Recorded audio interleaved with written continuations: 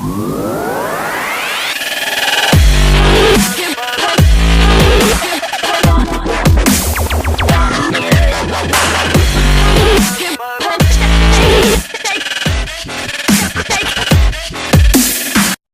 Guys, Uday speaks YouTube ఛానల్కి మీ అందరికీ స్వాగతం. DSLR లెసన్స్ తెలుగు వెబ్ సిరీస్లో భాగంగా ఈ వారం మనం DSLR బేసిక్స్ గురించి తెలుసుకుందాం. ముందుగా మనం DSLR ఫుల్ ఫామ్ గురించి తెలుసుకుందాం. DSLR అంటే digital single lens reflex camera. దీన్ని ఇట్లా ఎందుకు పిలుస్తారంటే, కెమెరాలో 2 పార్ట్స్ ఉంటాయండి, లెన్స్, బాడీ అని. మనకి లెన్స్ అనేది ఇంపార్టెంట్. ఆ లెన్స్ నుంచి ఏదైతే ఇమేజ్ సెన్సార్ మీద ఫామ్ అవుతుందో, మనం వ్యూ ఫైండర్లో చూసే ఇమేజ్ కూడా సేమ్ ఇమేజ్ అనమాట. లెన్స్ నుంచి ఏదైతే ఇమేజ్ లైట్ రేస్ వెళ్తున్నాయో సేమ్ రిఫ్లెక్స్ అయ్యి మనకి DSLR కెమెరా వ్యూ ఫైండర్లోంచి మన ఐకి కూడా కనిపిస్తాయి. మామూలుగా పాయింట్ అండ్ షూట్ కెమెరాస్లో కానీ సెల్ ఫోన్ కెమెరాస్లో కానీ వ్యూ ఫైండర్ లేదా స్క్రీన్ మీద చూసే ఇమేజ్కి మనకి ఫామ్ అయ్యే ఇమేజ్ కొద్దిగా తేడా ఉంటుంది. కానీ DSLR అట్లా కాదు.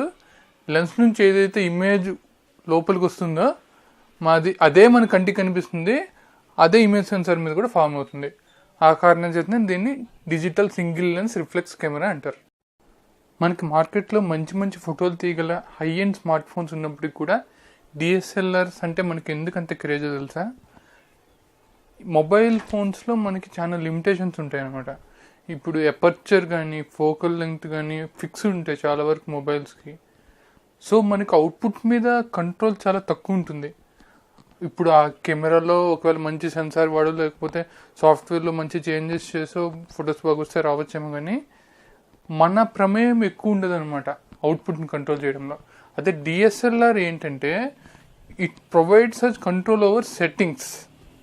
కొన్ని కెమెరా సెట్టింగ్స్ మీద మనకి కంట్రోల్ ఇస్తుంది. తద్వారా మనం మంచి ఇమేజ్ని పొందగలం అనమాట. ఉదాహరణకు తీసుకోండి, ఇప్పుడు ఒక ఫోటో చూపిస్తాను మీకు. ఈ ఫోటోలో ఎడం పక్కన ఉన్న ఫోటోని నేను ఒక 20 మెగాపిక్సెల్ స్మార్ట్ ఫోన్తో తీశాను. కుడి పక్కన ఉన్న దాన్ని ఒక బేసిక్ DSLR కెమెరాతో తీశాను. మీరు అబ్జర్వ్ చేసినట్టయితే ఈజీగా చెప్పేస్తారు. లెఫ్ట్ సైడ్ ఉన్న దాంట్లో డీటెయిల్స్ అంత బాగా కనిపించట్లేదు. రైట్ సైడ్ ఉన్న దాంట్లో కలర్ రిప్రొడక్షన్ కానీ బ్రైట్నెస్, డీటెయిల్స్ బాగా యాక్యురేట్గా ఉన్నాయి లెఫ్ట్ సైడ్ ఇమేజ్తో పోలిస్తే. నెక్స్ట్ బ్యాక్గ్రౌండ్ బ్లర్ ఎఫెక్ట్ కూడా చాలా బాగుంది రైట్ సైడ్ ఇమేజ్లో. సో మనకి DSLR పవర్ ఏంటో ఈ ఫోటోని చూసే చెప్పేయచ్చు మనం.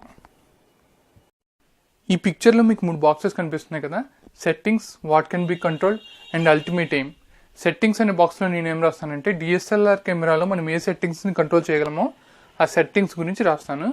Next what can be controlled అంటే, ఆ సెట్టింగ్స్ని చేంజ్ చేయడం ద్వారా అవుట్పుట్ ఇమేజ్లో మనం ఏ పారామీటర్స్ కంట్రోల్ చేయగలుగుతున్నామో ఆ పారామీటర్స్ గురించి సెకండ్ బాక్స్లో రాస్తాను. నెక్స్ట్ అల్టిమేట్ ఎయిమ్ అంటే ఏంటంటే, మనం ఈ సెట్టింగ్స్ని కంట్రోల్ చేయడం ద్వారా అవుట్పుట్ ఇమేజ్ ఎట్లా రావాలనుకుంటున్నాము అనే దాని గురించి అల్టిమేట్ ఎయిమ్ అనే బాక్స్లో నేను రాస్తాను. అయితే వీటన్నిటికంటే ముందు ఒక విషయం చెప్తాను. DSLR కెమెరాతో ఫోటో తీయడం అనేది ఖచ్చితంగా ఒక ఆర్టే. కానీ DSLR కెమెరా సెట్టింగ్స్ని అర్థం చేసుకుని వాటిని కరెక్ట్గా కంట్రోల్ చేయగలగడం ఒక సైన్స్. ఈ సైన్స్ బాగా నేర్చుకున్నప్పుడే మన ఫోటోగ్రఫీ ఆర్ట్ నెక్స్ట్ లెవెల్కి వెళ్తుంది, మన ఫోటోగ్రఫీ స్కిల్స్ డెవలప్ అవుతాయి. సో DSLR కెమెరాలో మనం కంట్రోల్ చేయగలిగే సెట్టింగ్స్ ఏంటంటే, aperture, shutter speed, ISO and focal length. దీనివల్ల ఏ పారామీటర్స్ ఎఫెక్ట్ అవుతాయి అంటే, brightness, depth of field and motion blur. ఇంకోటి కూడా ఉంది, నాయిస్. సో ఎపర్చర్ అనేది బ్రైట్నెస్ని, డెప్త్ ఆఫ్ ఫీల్డ్ని కంట్రోల్ చేస్తుంది. షటర్ స్పీడ్ అనేది మోషన్ బ్లర్ని, బ్రైట్నెస్ని కంట్రోల్ చేస్తుంది. ISO అనేది బ్రైట్నెస్ని, నాయిస్ని కంట్రోల్ చేస్తుంది. ఫోకల్ లెంగ్త్ అనేది యాంగిల్ ఆఫ్ వ్యూని, Zoom in, Zoom out and depth of ఫీల్డ్ని కూడా కంట్రోల్ చేస్తుంది. ఈ ఎపర్చర్, షటర్ స్పీడ్, ISO గురించి నేను నెక్స్ట్ వీడియోస్లో బాగా వివరంగా ఎక్స్ప్లెయిన్ చేస్తాను.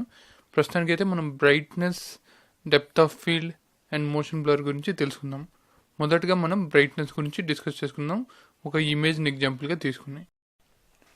ఈ ఫోటో చూస్తున్నారు కదా, మనం ఫోటో తీసే ప్లేస్లో లైటింగ్ సరిగ్గా లేకపోయినా, లేకపోతే ఆబ్జెక్ట్ ప్లేస్మెంట్ అనేది లైటింగ్ వచ్చే యాంగిల్లో లేకపోయినా కూడా ఫోటో ఇట్లా డార్క్గా వస్తుంది, ఫోటోలో డీటెయిల్స్ మిస్ అవుతాయి. ఇప్పుడు ఈ బొమ్మ ఫేస్లో చూస్తే మనకు ఒక్క సైడే బాగా కనిపిస్తుంది, ఇంకో సైడ్ బాగా కనిపించట్లేదు.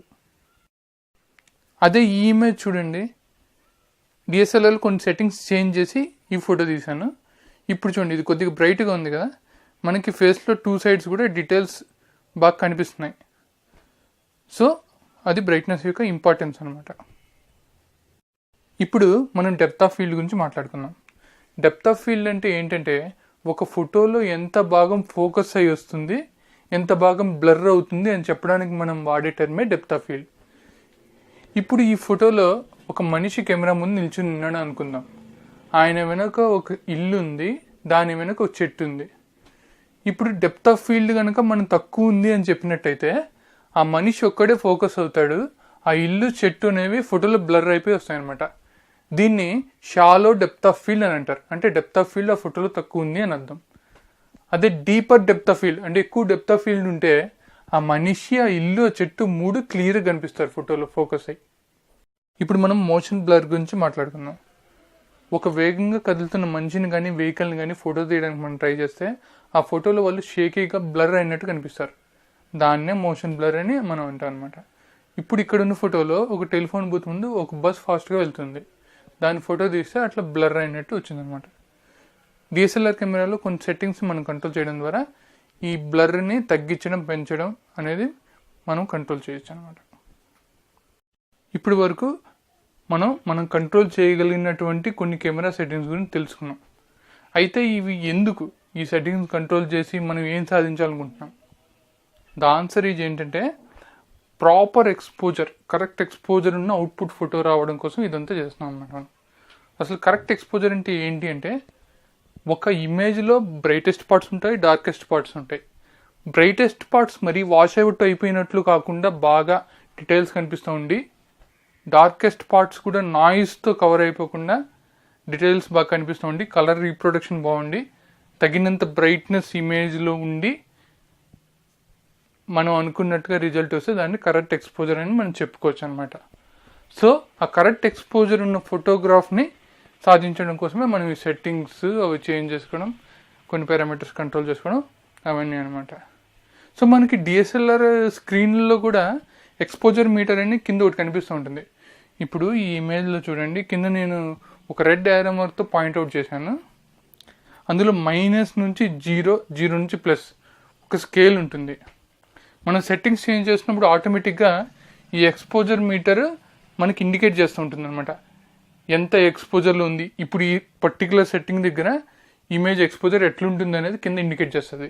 మైనస్ సైడ్ ఇండికేట్ ఉందంటే ఆ ఇమేజ్ అండర్ ఎక్స్పోజ్ అయింది అని అర్థం, అంటే బ్రైట్నెస్ తగ్గింది అని అర్థం. అదే ప్లస్ సైడ్ అది ఇండికేటర్ చూపిస్తే అది ఓవర్ ఎక్స్పోజ్డ్ ఇమేజ్ అని అర్థం, అంటే బ్రైట్నెస్ బాగా ఎక్కువైపోయింది, ఇమేజ్ వాష్అవుట్ అయిపోద్ది అని అర్థం. సో మనం ఏ సెట్టింగ్స్ చేంజ్ చేస్తున్నప్పుడు కూడా, ఒక కాంబినేషన్ ఆఫ్ సెట్టింగ్స్ని ఒకేసారి చేంజ్ చేస్తున్నప్పుడు కూడా మనం దృష్టిలో పెట్టుకోవాల్సిన విషయం ఏంటంటే ఎక్స్పోజర్ మీటర్లో ఇండికేటర్ 0 దగ్గర ఉండాలి, అప్పుడే మనకు కరెక్ట్ ఎక్స్పోజర్ వచ్చిందని అర్థం. అంటే ఎక్స్పోజర్ అనేది మనకు ఒక రిఫరెన్స్ పాయింట్ అని చెప్పుకోవచ్చు, ఈ సెట్టింగ్స్ అన్ని కంట్రోల్ చేయడానికి ఒక రిఫరెన్స్ పాయింట్. అట్లానే ఎపర్చర్, ఐఎస్ఓ, షటర్ స్పీడ్ ఈ మూడింటిని కలిసి ఎక్స్పోజర్ ట్రయాంగిల్ అని పిలుస్తారు. ఎందుకంటే ఈ మూడిట్లో ఏదైనా విడివిడిగా ఒక్కొక్క పారామీటర్ని చేంజ్ చేసి కానీ, లేకపోతే కాంబినేషన్ కొన్ని 2 పారామీటర్స్ని చేంజ్ చేసి, లేకపోతే 3 చేంజ్ చేసి కూడా మనం ఎక్స్పోజర్ని కంట్రోల్ చేయొచ్చు అనమాట. సో దీన్ని ఎక్స్పోజర్ ట్రయాంగిల్ అని పిలుస్తారు. సో ఇప్పుడు డిఎస్ఎల్ఆర్ గురించి మనం కొన్ని బేసిక్స్ తెలుసుకున్నాము, కానీ ఈ aperture, shutter speed, ISO, focal length వాటి గురించి ఇంకా డీప్గా తెలుసుకోవాలంటే మనం ఫస్ట్ డిఎస్ఎల్ఆర్ కెమెరా ఎలా ఫంక్షన్ చేస్తుందో మనం తెలుసుకోవాలన్నమాట. ఎట్లా లోపల మెకానిజం ఏం జరుగుతుంది, అసలు ఫోటో తీసేటప్పుడు మనం షటర్ బటన్ కుట్టినప్పుడు ఏమవుతుంది, లోపల ఇమేజ్ ఎట్లా ఫార్మ్ అవుతుంది లోపల, ఇవన్నీ తెలుసుకోవాలన్నమాట. చాలా చాలా ఇంట్రెస్టింగ్ ఉంటుంది ఈ ప్రాసెస్ అనేది. మనం అసలు కెమెరా ఆన్ చేసిన కాడి నుంచి షటర్ బటన్ నొక్కి ఇమేజ్ ఫార్మ్ అయ్యే వరకు జరిగే ప్రాసెస్ లోపల అసలు ఎక్సలెంట్ అనమాట. మనం అండర్స్టాండ్ చేసుకుంటే చాలా చాలా బాగుంటుంది. నెక్స్ట్ వీడియోలో నేను ఈ టాపిక్ కవర్ చేస్తాను. Okay, that's all for now. It's your Uday signing off. By bye guys.